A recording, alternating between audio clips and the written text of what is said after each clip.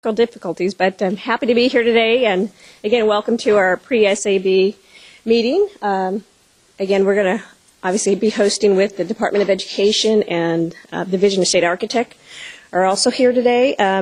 So we'll go ahead and get started. So as far as the funds, actually we've been reporting out every month about how we've been dispersing our funds, and I did share with the board last month on the onset of the meeting that we actually had a huge run on the money, which is great, and that's obviously a result of the priorities of funding. So there has been a decline in the money that we released. So over $400 million have been released, and likewise, I also will be sharing with the board tonight that the December priority round in funding actually was very successful. So we actually did receive all the certifications, and all projects, with the exception of one, will actively get their apportionment, hopefully within the next week or two. And so the drawdown on that will be $1.436 billion. So that's great news and speaks to the success of the priorities of funding round. And as far as, I know everyone's somewhat watching the clock as far as the new construction bond authority, and we report out every month about any movement in this area, and so obviously for new construction purposes, Proposition 1D, 55 and 47, the voters authorized $14.674 billion, and obviously the blue portion reflects that apportionments that we've allocated to date, over $13.6 billion, and the maroon shaded area represents projects on the unfunded list, which is $522 million. And we still have over $528.3 million left in bond authority, and that actually is combined with also the Seismic allocation of $194 million is also embedded in that amount. And next we'll have Juan Morales present general site development, and we'll also have Dave joining us going over the seismic mitigation program, and Barbara will be covering the rules and procedure subcommittee item. Thanks. Good morning, everyone. We have an item before the board today to discuss a couple of options for the board to consider in terms of the general site additional grant allowance.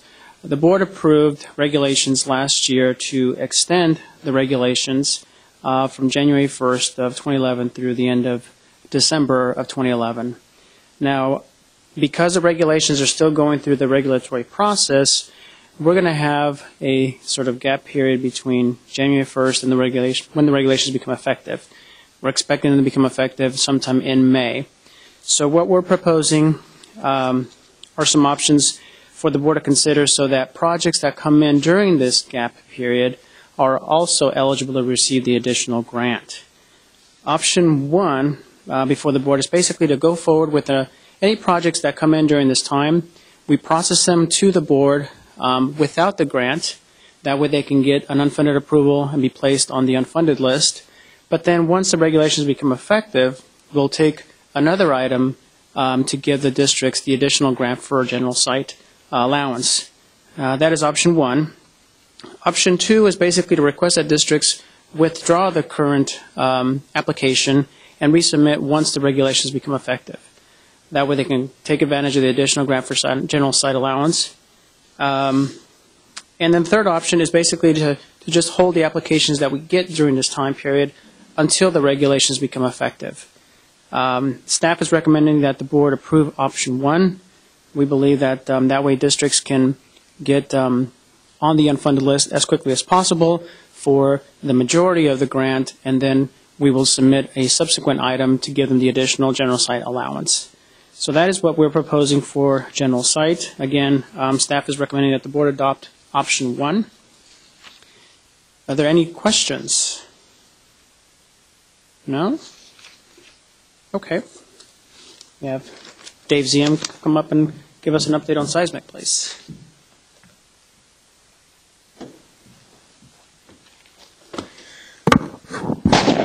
Good morning, everybody. So the latest in a series of seismic mitigation program reports that we'll be presenting to the board this afternoon details our current efforts, where we are with the seismic Safety Commission, California Seismic Safety Commission grant of $200,000. Some of the efforts in terms of seismic program workshops that we've held, and a little bit of talk about where we are as a result of the reviews that have been done with the seismic engineers that have been out in the field. So a little bit of a backdrop with the program. There was $199.5 million originally approved by the voters in 2006, Proposition 1D.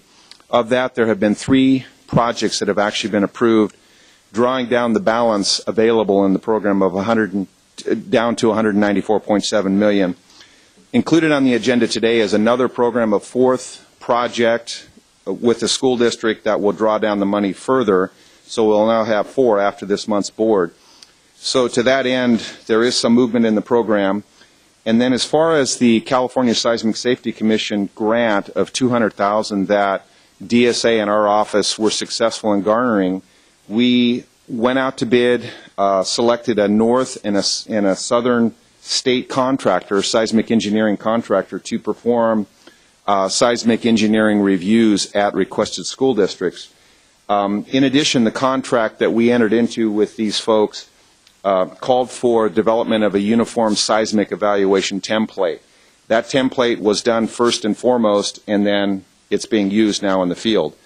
There were 9 school districts that requested, actually volunteered when we did outreach to them, when we made them aware of the contracts that were available for the seismic engineering reviews. These 9 school districts had 38 buildings that had preliminarily been identified by DSA. And so we went out and reviewed those 38 buildings, and preliminarily at this point, what has happened is of the 38 buildings, 20 have been deemed to meet all the criteria in the seismic mitigation program. So there will be further activity in the future. They'll need to get plans in, of course, to DSA, and DSA will have to issue an approval letter, those kinds of activities, and then ultimately file an application with our office. But there's a lot more activity going on here. Beyond that, there was a request at the last board by Senator Hancock to convene a workshop of experts to discuss where we are in the program, appropriateness of the current evaluation criteria in the seismic mitigation program, take a look at what's going on in Oregon. They have a kind of a different model of how they look at buildings. And so this group was convened. It was made up of Senator Hancock's staff, and a couple legislative staffers, the California Seismic Safety Commission, DSA representatives, OPSC representatives, and CalEMA representatives. And so we discussed all those things, and it was a good first meeting. A lot of good information came out in terms of where we are as a state and how we juxtapose to what's going on in Oregon. And preliminarily, it was decided that California is on the right path in terms of the ground shaking intensity. That's a good measurement. So that's where we are. There'll be more discussion at the board on that as far as where we go with the program and possibly where we need to go with thresholds or whatever. So of the $200,000 grant, the last part of the report deals with residual funding that's left. There's $77,000 left after we did these 38 reviews and after the development of the template. So we reported out at the March 10th California Seismic Safety Commission the results that I'm reporting to you now, and we'll report out to the board.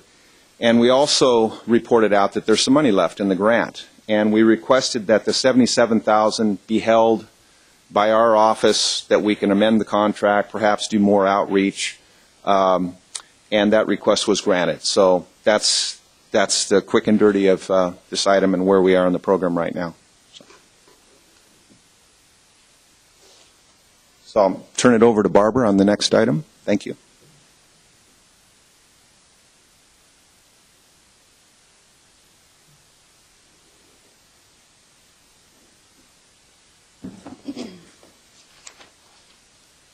Good morning. So the next item that we're discussing today is the report back from the State Allocation Board Rules and Procedures Subcommittee. The subcommittee met back in February, and this item deals with the 3 topics that the board, that the subcommittee covered, and reports out fully and requests board action on one of the items. So the 3 items that were heard included the issue of reconsideration, the issue of a board procedure for solutions other than material inaccuracy, as well as a uniform policy and procedure for handling appeals to the board. The item regarding the appeals to the board is what the board will be hearing tonight. And what the subcommittee recommended was a 90 to 120-day process to process appeals. Now, the subcommittee report, option 1 on this item, detailed the steps that a school district should take if an appeal is necessary. And the first step that's outlined is that if to file an appeal, upon reaching disagreement with the OPSC, the school district shall file a Form 189, and that begins the formalized process. Once you submit your 189, OPSC will log it in, and that begins the appeal process. The timeline for processing the appeal that's proposed is 90 to 120 days, unless it deals with a health and safety issue, and then that appeal should take precedence and would be processed within 60 to 90 days. The third component is that within 5 days of receiving the appeal, 5 working days, the policy and specials team will send an acknowledgement to the school district that the appeal has been received, that we've started processing it, and it will include the anticipated date that the item will be heard at the State Allocation Board. And also, if there is a request for postponement, either by the school district or by the Office of Public School Construction, it has to be in writing and addressed to the chair and vice chair of the board, and it includes the reasons supporting the postponement. And that needs to be done no later than 5 working days before the board meeting. So what you'll find included in the item is a timeline that outlines the steps that will occur within the 90 to 120 days, 120-day process. And it's a little bit similar to what you may have experienced if you have filed an appeal with OPSC, in that you'll receive your letter. In that letter, typically we identify who's processing your appeal, so you have a point of contact. The new part would be the projected SAB date. So you'll receive a letter from OPSC, and then within 40 days, the OPSC, the executive officer, the assistant executive officer, and the school district will meet. And this meeting can occur in person. We could also consider doing it over the phone if travel budgets are limited. But that meeting will allow us to discuss the components of the appeal and make sure that everybody's on the same page and that all the details have been discussed. And then after that meeting, by day 60, the initial OPSC recommendation goes to the executive officer and to the assistant executive officer. And those 2 parties have time to review for 5 days to day 65. And then by day 70, we would make any edits, and then the position is mailed to the district. And if you've had an appeal lately, that's the letter that you get towards the end where we outline where staff is at and where we would be heading with it to the board.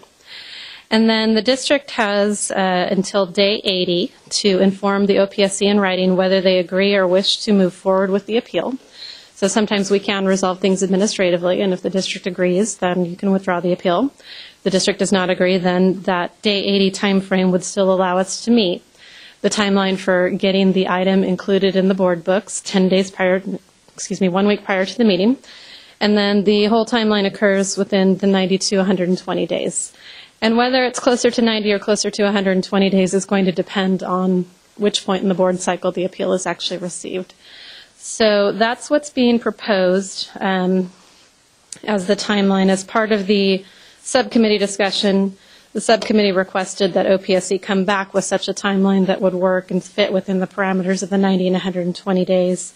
And in your board books, you'll find that on attachment B. It outlines what I just went over there. So that's up for consideration as a policy by the State Allocation Board today. And the other components that I mentioned earlier, including the process and how to do it, that was recommended by the subcommittee and will go for the full board adoption today as well. Any questions on this issue? Okay. Next up, we have our implementation committee update.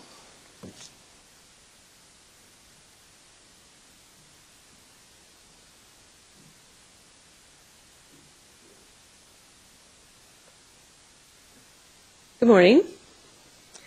Our next Implementation Committee meeting is April 14th, 2011 at 9:30 in the morning at a room to be determined. That has not been established.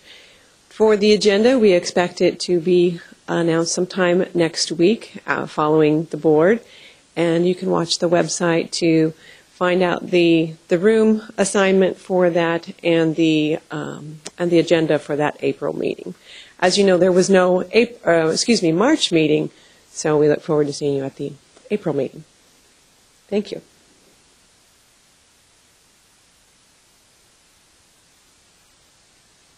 Okay, and for information, here's the OPSC contact information. Our email address, opscnews@dgs.ca.gov, or our phone number, 916-376-1771. And now we're ready for the DSA update with Masha Lutzek. Oops, hang on, there we go. All right, good morning. So here's some DSA updates. We're going to be participating in the workshop tomorrow with OPSC and CDE. And based on the survey that was conducted, there were several areas of interest. For DSA, of course, project certification closeout was one of them, but we're going to leave the best for last and save that for future workshops, perhaps in the summer and fall. And then tomorrow we'll start with more detail on our intake process and plan review guidelines, and with our traditional presentation, but with a few maybe hands-on examples and presentation by our intake architect versus DSA execs. We do have an update on our Riverside satellite office closure, and here I listed April 8 as the last day, and this morning I confirmed that, in fact, the office is going to be open until April 15th, so there's an error on the slide. We're doing this after careful review of our operations to see where we can potentially streamline and gain more consistency. The San Diego Regional Office is going to take over the inquiries or any kind of pending projects from Riverside, although that should be far and few in between because Riverside mostly handled over-the-counter approvals, and those would be traditionally a one-day review process. We have updated a publication, and there's another error here. I apologize. SB 575, that extra S is there by mistake. This is the not the most recent, but still very pertinent piece of legislation that added requirements for automated fire alarm and sprinkler systems, and we receive a lot of questions. There was some confusion over this law and the overlapping requirements in the building code, and so we issued a revised policy.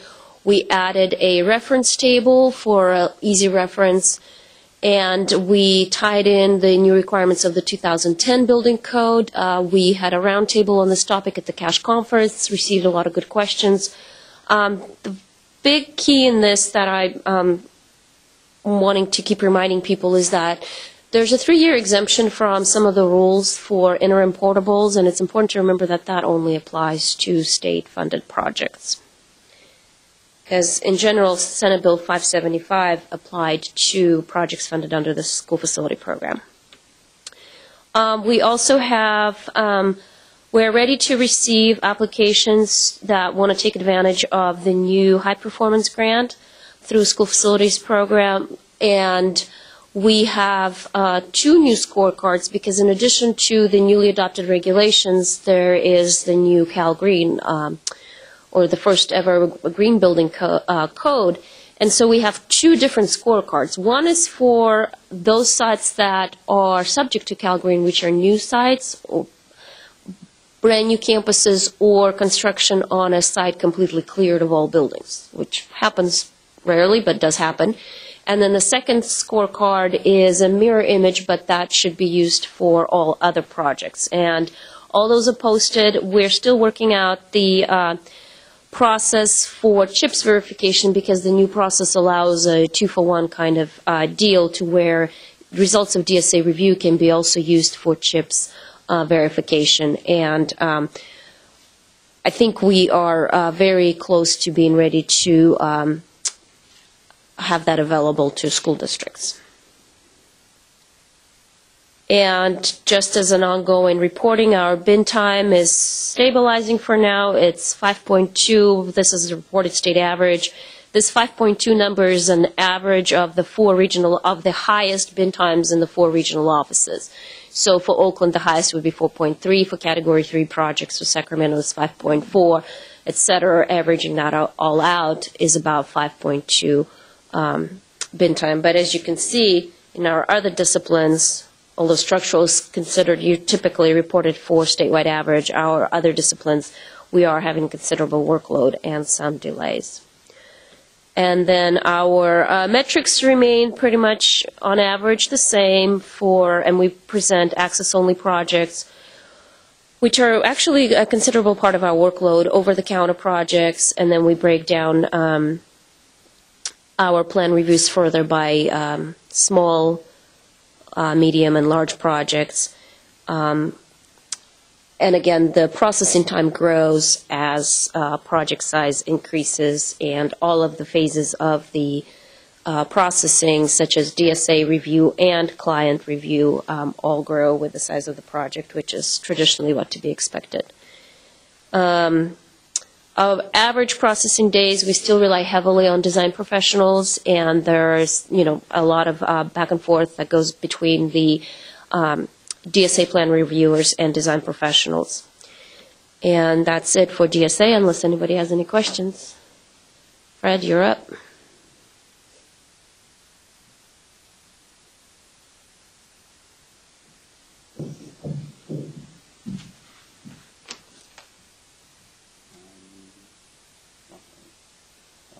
Good morning. A couple things I wanted to talk to about today. Superintendent Torlickson's Schools of the Future initiative, some hiring opportunities, the first step in our process, and a Title V design principle. So on the Schools of the Future initiative, Superintendent Torlickson has convened a number of panels to look at a broad range of educational issues, and one of those is the Schools of the Future Task Force, and they met for the first time on March 4th. This is a wide range of stakeholders across the spectrum of some facilities, construction, financing. Within that task force, there are 2 subcommittees. We have the High Performance Schools Subcommittee, and you can see here are the 4 topics. They're looking at financing on not so much the whole school financing construction process, but related to renewables, high-efficiency schools, and grid-neutral schools. And a second subcommittee was the Facilities Subcommittee, which consisted of the funding and governance, so the overall structure of how the state funds and administers state funding, school site selection and community impact, modernization and educational impact of design. So those are those 4 areas, and the next steps is that each group will meet again on April 21st and again on April 18th. They will then forward their report and recommendations to the superintendent. So these will be information presented directly to the superintendent, and he'll take those and make various recommendations. Okay.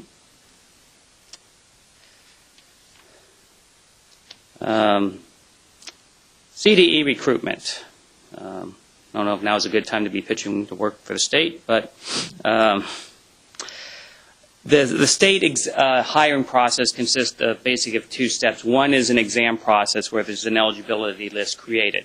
From that, when there are hiring opportunities, that list is used to identify and interview candidates.